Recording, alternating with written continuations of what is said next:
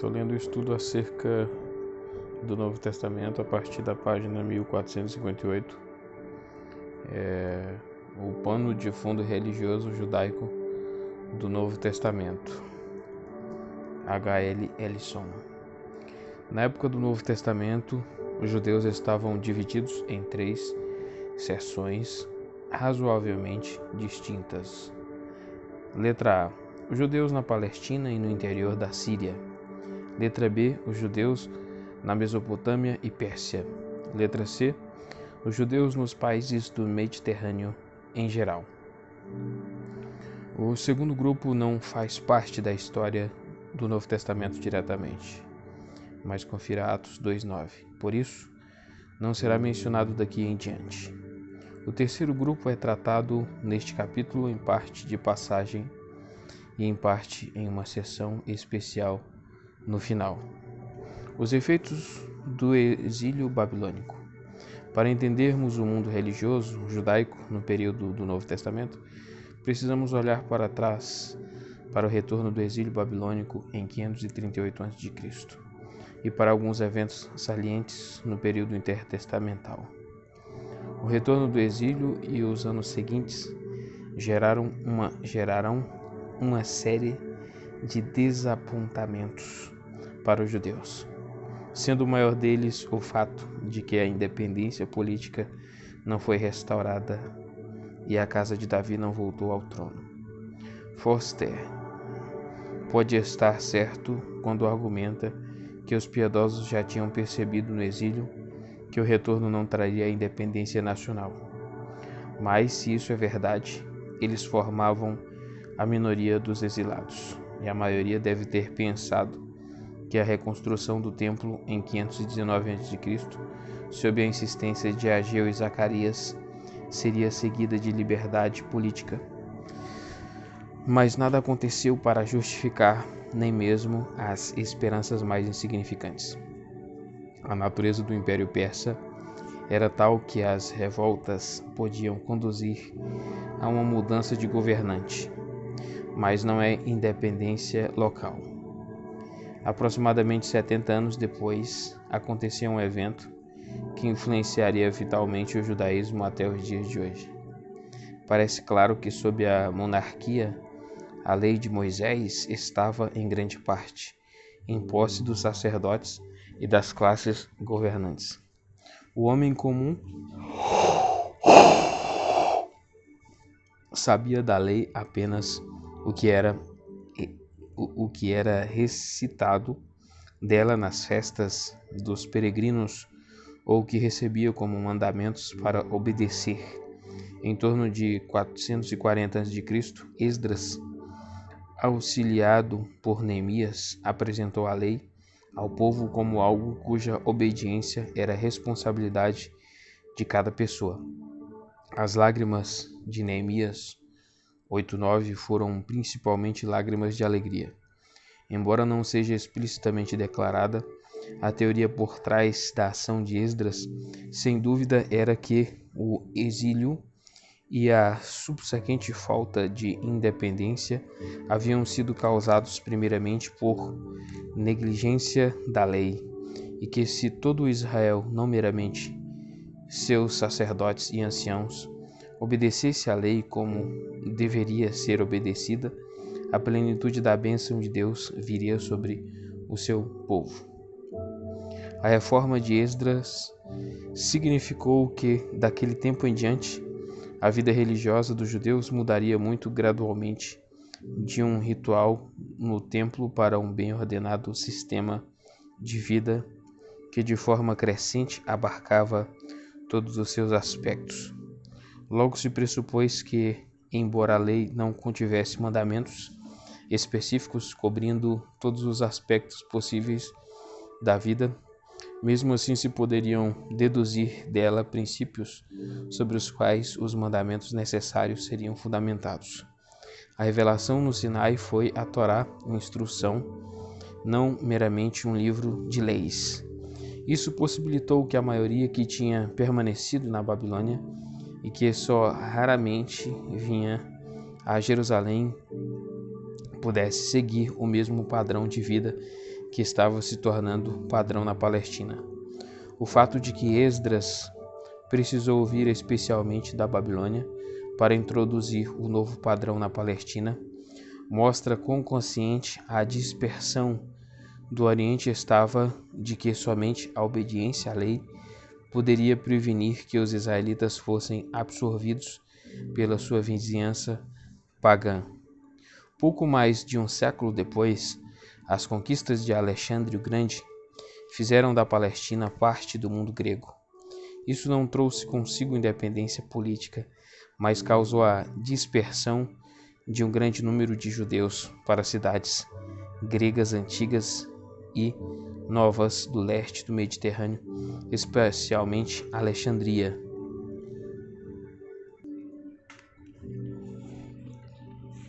Essa nova dispersão, que rapidamente adotou o grego como sua língua, foi protegida da assimilação somente pela sua observância da lei e pelo prosseguimento na observação do padrão de vida vivido na Palestina. A civilização grega, levada por Alexandre para a Ásia e o Egito, geralmente é chamada helenismo. Seu adjetivo é helenística. A forma da língua grega usada por ele, que era consideravelmente diferente do grego ático clássico, chamamos koiné. O helenismo, como toda a cultura grega, estava concentrado nas cidades e assim demorou para influenciar o campo. Além disso, ele pressupunha uma classe de cidadãos desocupados e proprietários de escravos.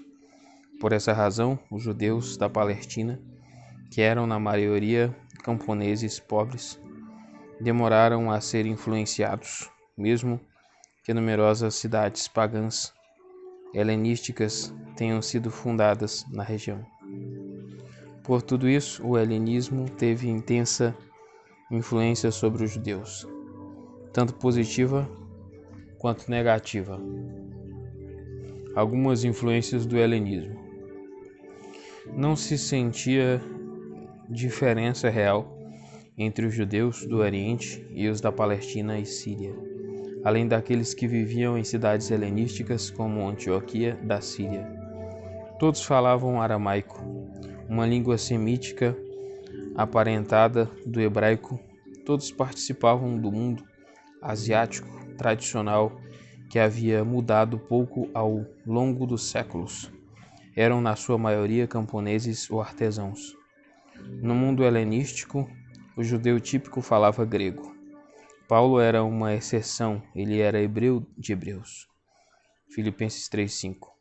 Embora soubesse grego, sua língua materna era o aramaico. Além disso, com poucas exceções, foi um morador da cidade.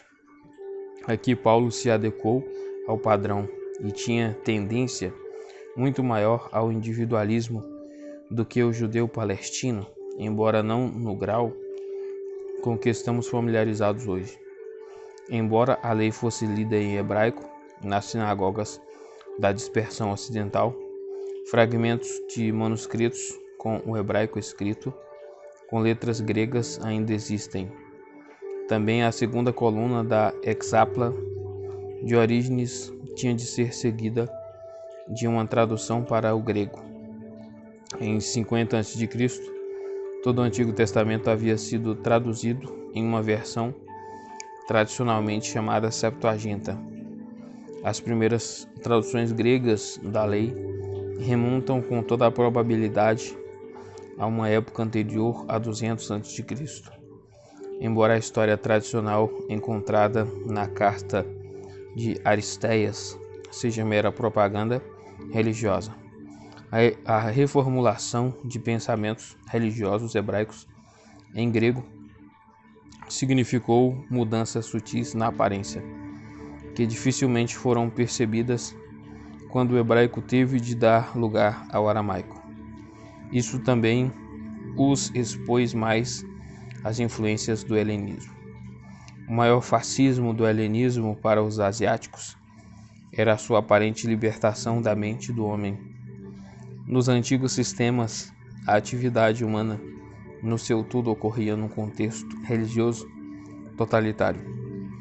O helenismo libertou grandes áreas de pensamento do controle dos deuses. Já antes de os judeus da Palestina terem sido levados ao contato complexo com ele, sua influência pode ser notada. A melhor forma de perceber isso é na comparação entre Provérbios com Eclesiastes, que precisamos datar não muito antes de 200 a.C., e mais ainda com a sabedoria de Jesus Ben Sira Eclesiástico, que no seu original hebraico data de 180 a.C. A corrente de racionalismo intelectual nesse último é ainda mais notável, visto que Ben Sira aparentemente era inimigo declarado do pensamento helenístico. Nesse período entrou uma corrente racionalista do judaísmo que nunca mais se perdeu. Um sinal disso é a inserção de toda a sua mente. Lucas 10:27 e Marcos 12:30.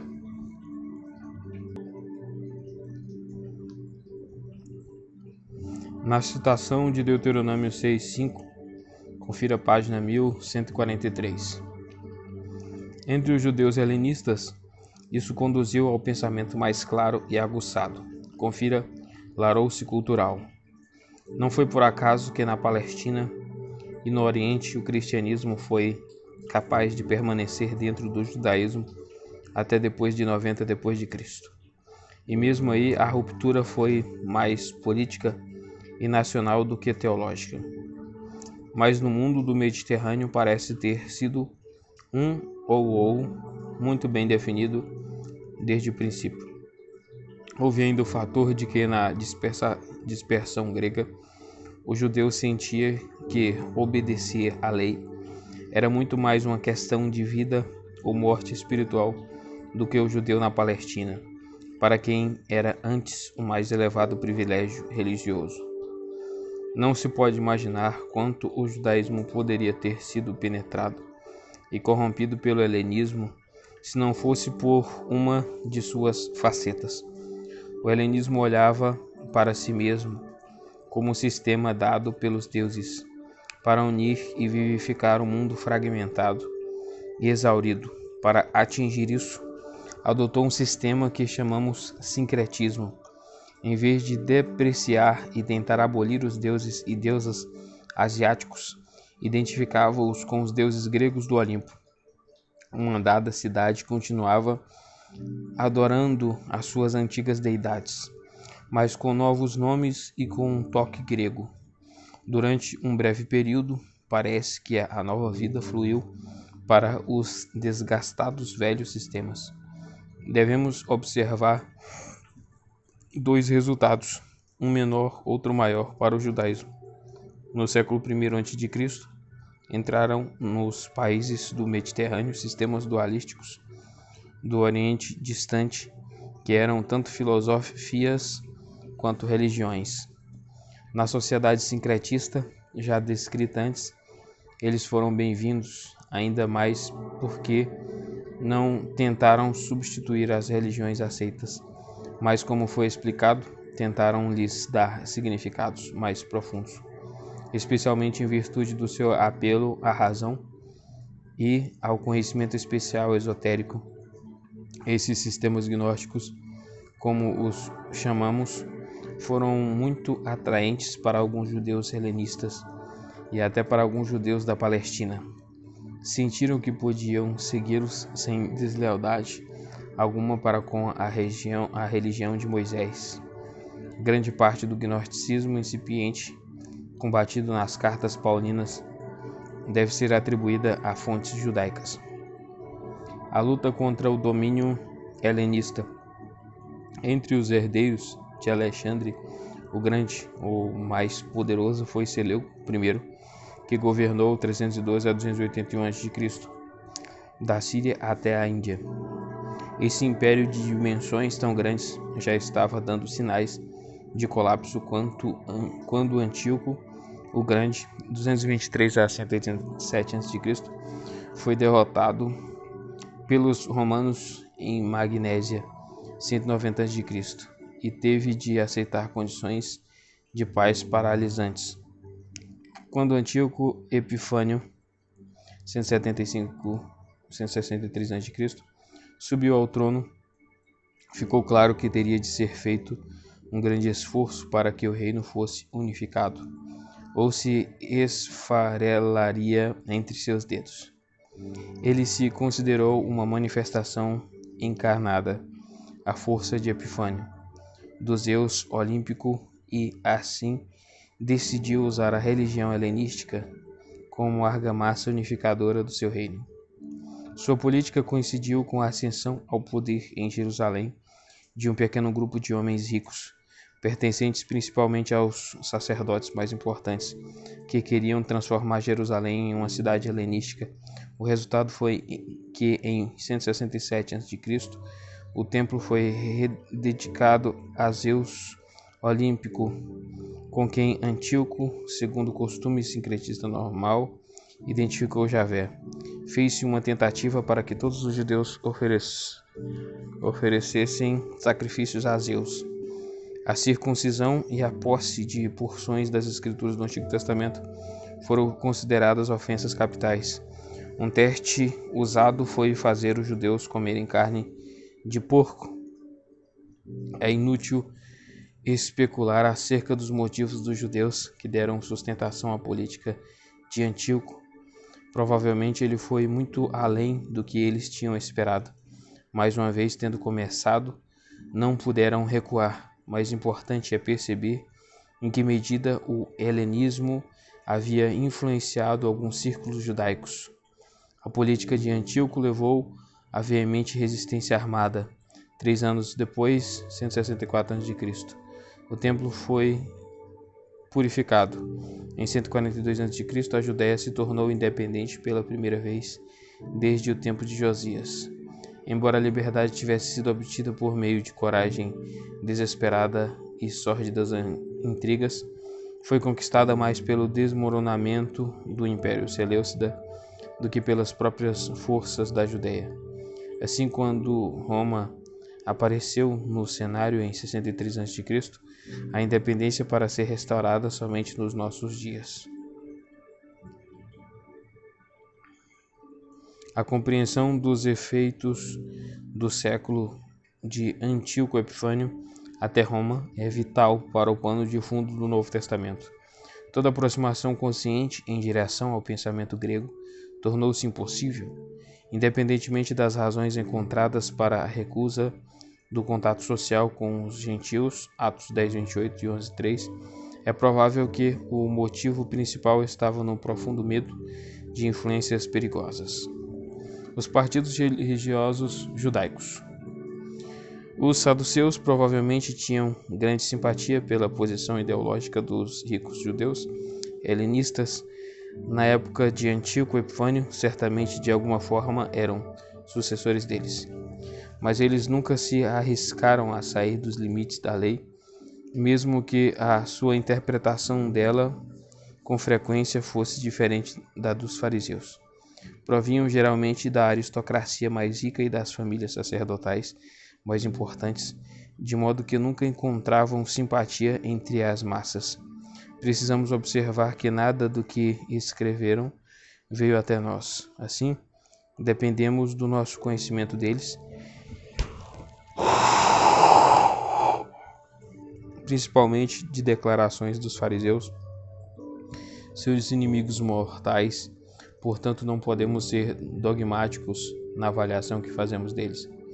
O lamentável fracasso, tanto moral quanto político, dos reis sacerdotes asmoneus desgostou tanto a melhor fatia da população que abandonaram qualquer ideia de independência política até que o próprio Deus intervisse.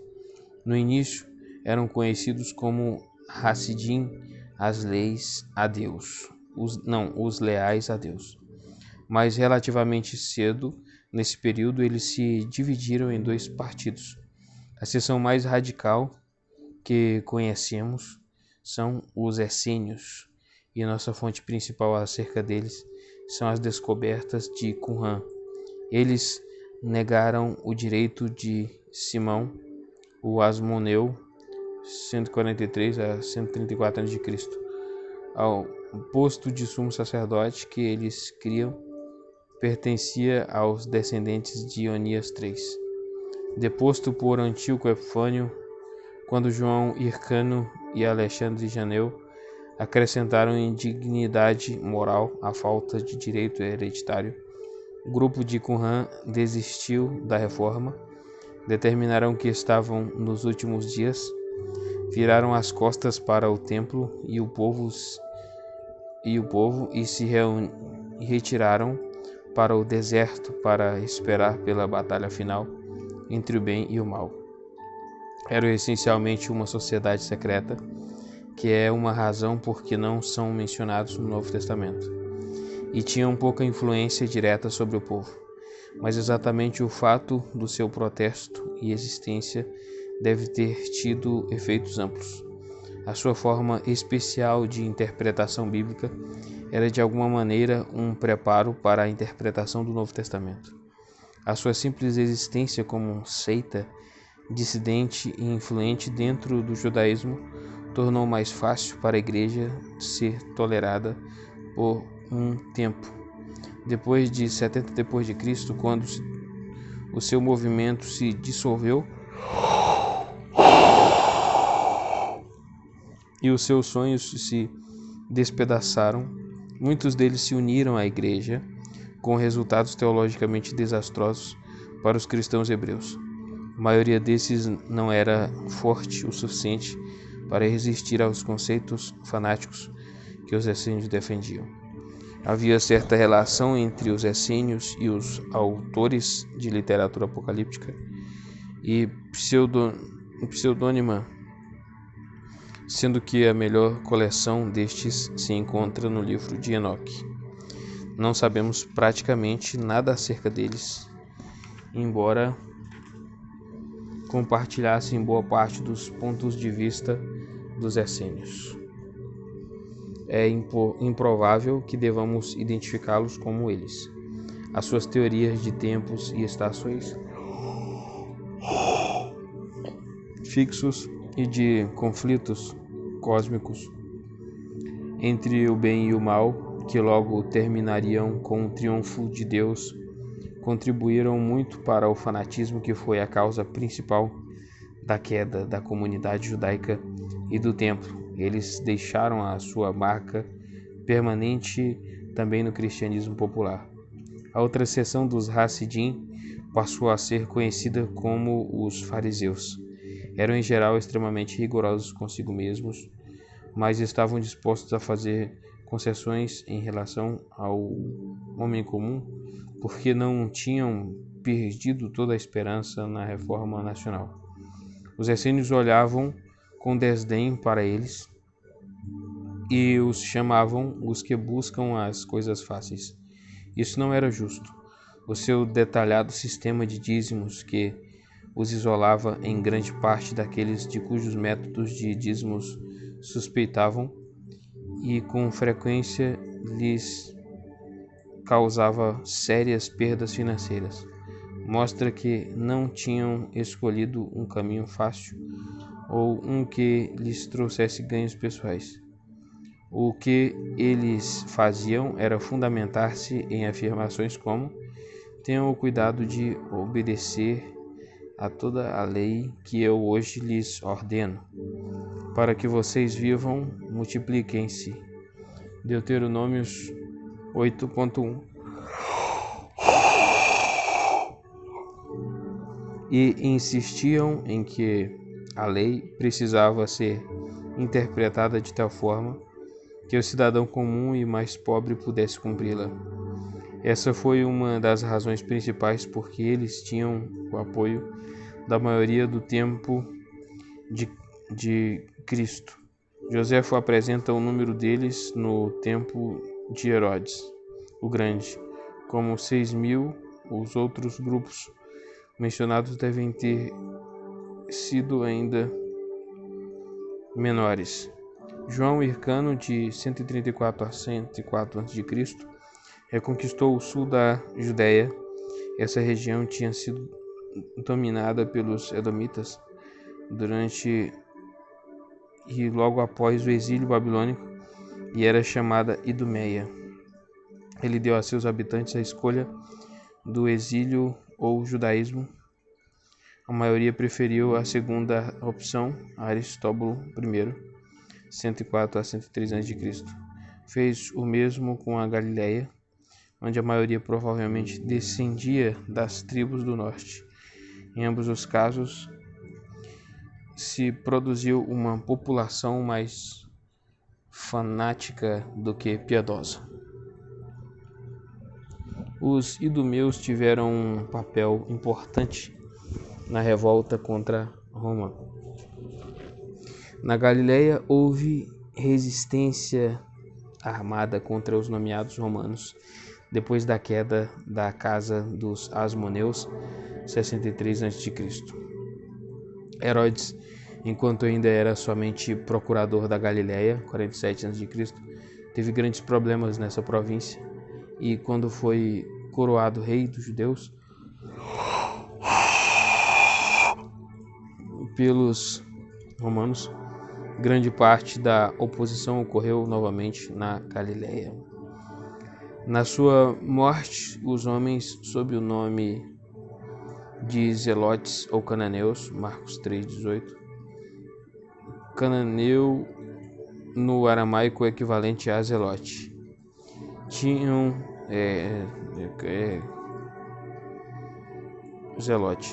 se tornado uma grande influência na Palestina e, ao menos na Galileia, logo se tornaram mais populares que os fariseus. É fácil entender isso. Lutar contra os romanos, matar cobradores de impostos, assaltar caravanas estrangeiras e obrigar mercadores judeus a contribuir para o seu fundo de guerra eram coisas mais realizadoras do que apenas cumprir a lei e esperar pelo tempo de Deus de salvar o seu povo. Outra razão da crescente popularidade dos zelotes é que eles não buscavam simplesmente a libertação do jugo estrangeiro, mas também uma renovação social que desse aos pobres os seus direitos. Foram principalmente eles que quiseram tornar Jesus rei à força, João 6,15, e que o saudaram como Messias no primeiro domingo de Romanos, Marcos 11, 9 e 10.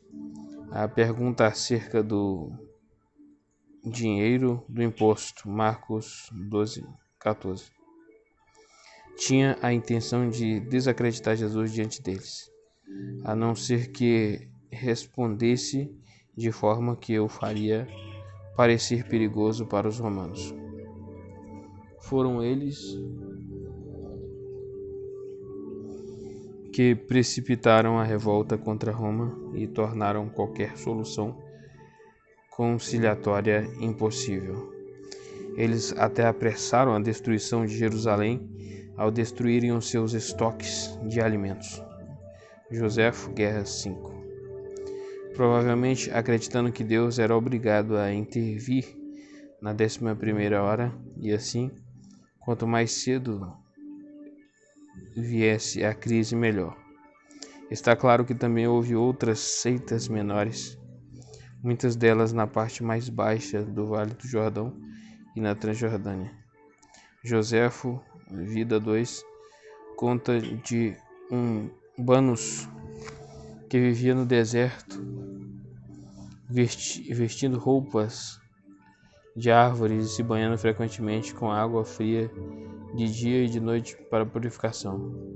Ele sem dúvida era representante típico de muitos outros.